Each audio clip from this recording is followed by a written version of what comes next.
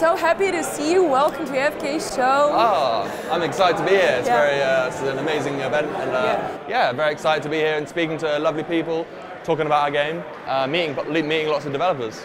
So, could you please tell me your name and the company you're working with? And I think just because of the shirt, I think our viewers will know about the game that you actually made. Yeah, my name's James Permain from Massiv Monster. I am the art director on Cult of the Lamb, which recently came out.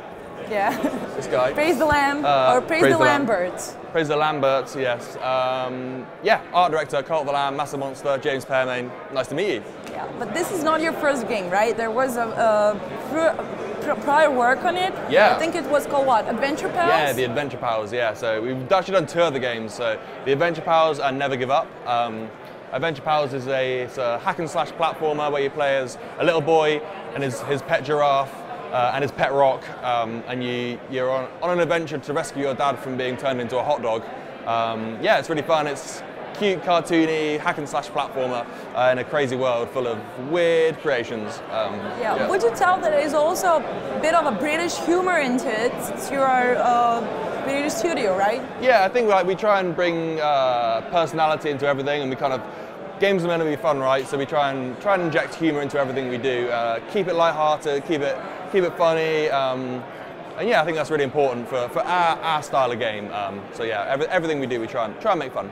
So about the feedback from other players, gamers, streamers, game developers, so basically from everyone, about your huge hit Cult of the Lamb. But actually this week during the reboot, your free DLC came out.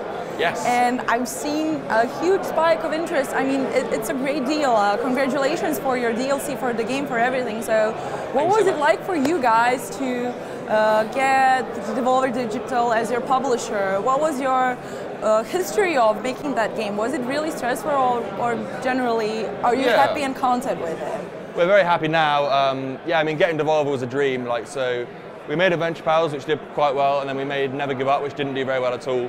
So this third game, we were like, look, we need to make something really good. Third one is a charm. Yeah, third one's a charm. Like we want to go all out and make something as special as we possibly can. So we worked on it for a year and a half, and we pitched it to publishers, and we had a long list of all the publishers we wanted to work with in order, and Devolver were right at the top. So when they said they wanted to publish a game, we were so excited, and that kind of really acted as fuel for us to really push to make it the best game possible.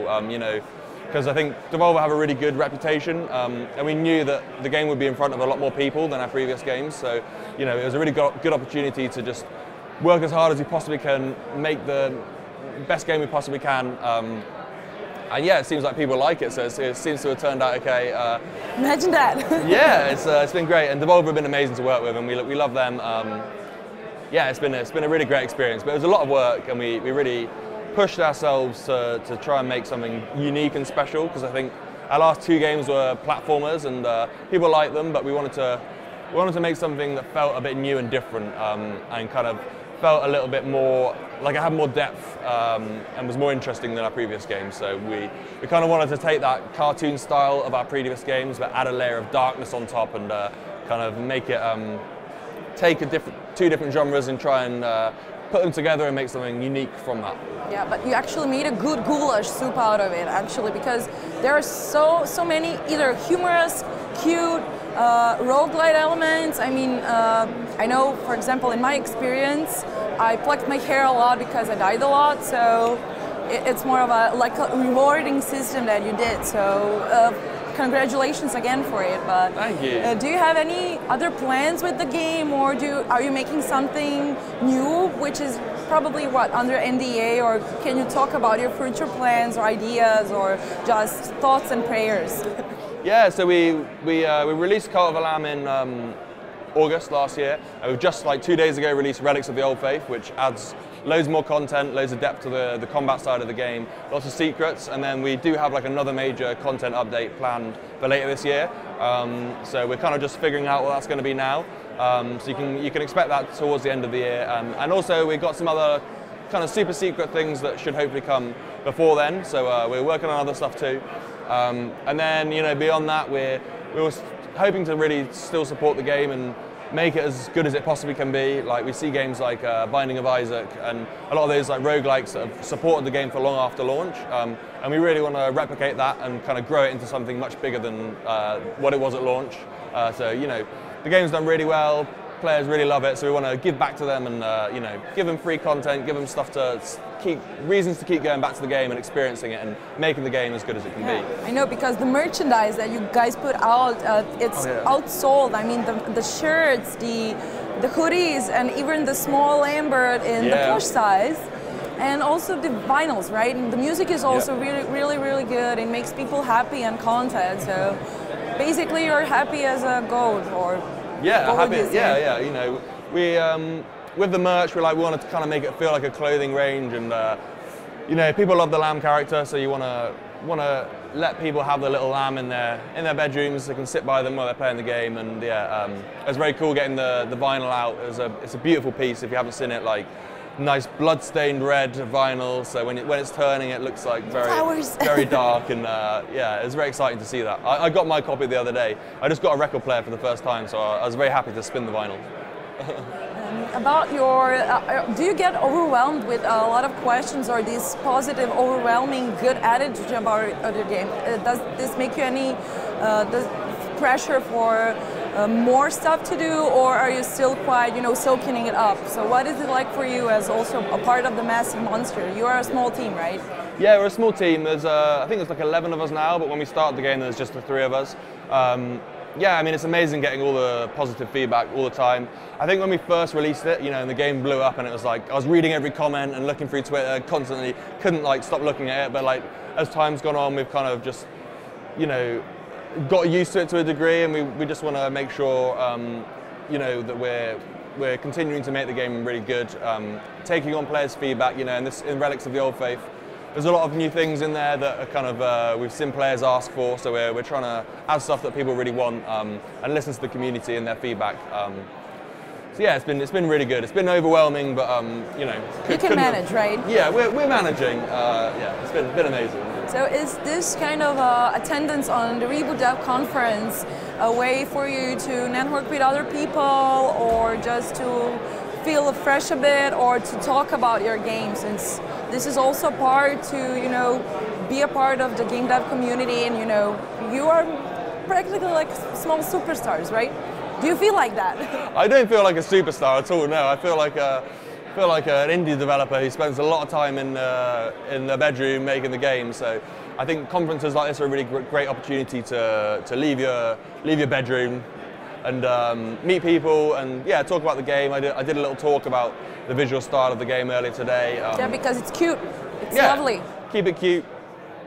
But yeah, it's just been great meeting other developers and networking and getting to know other people in the community, really, because it can be a very, you know, we work as a remote studio as well, so I'm based in the UK and a lot of the team's in Melbourne, and then we have one guy in Singapore, so we're all over the place. So it's good to come to events like this and actually see other human beings. It's very nice. What's with the time issues then? Do you have like the fake jet lags or Discord chaos, or do you manage it? How is it like for you? We manage it. I mean, most of our audience is in the US, but we're all, you know, people have played the game all over the place. So, you know, when we have people in all these different countries, it means there's always someone in the office working on the game. You know, we're a 24-hour studio. As soon as I go to bed, the other guys wake up and start working. So that's lovely. Yeah. That's kind of a fresh air, because most of the studios are either, you know, okay, in one place, but great. We're all over the place, man. We're a worldwide company. About your community, there have been, I find it very funny that some of the people, gamers, media, whoever, that thought negative about your game, because the whole name Cult of the Lamb is practically you're making a cult. And there have been other games who kind of peeked into that humorous side of the dark side of a human psyche or stuff. But what was your opinion when you read those comments about, no, you are a cultist, what the hell? Like, I like was it funny? Yeah, it's funny, and you know, it's nice to upset a few people. You know, you can't keep everyone happy, and I think with a game like that, where it's like, you know, there's a lot of religious imagery, and it's very cute, but it's also like horrific, and you can do horrible things. Like, you know, I'm happy to annoy a few people. It's fine, you know, not every game is for every person, so, you know, it's cool. We weren't deliberately trying to upset anyone, but we accept that it happens, right? And for our last question, before you're free to leave, do you have any advices for newcoming and upstarting small or indie companies? I mean, since you started as a three-person team, what was it like for you did you get a lot of feedback, a lot of knowledge, and are you willing to share it with other people, or just be, you know, one sentence about it? Is the future bright? Is it looking good? Or? Yeah, I think so. Like, you know, it's easier than ever now to make games and get them distributed. You know, 20 years ago, you couldn't be a small studio, you know, you couldn't be 3 people and make a game and distribute it without like a huge publisher to help that.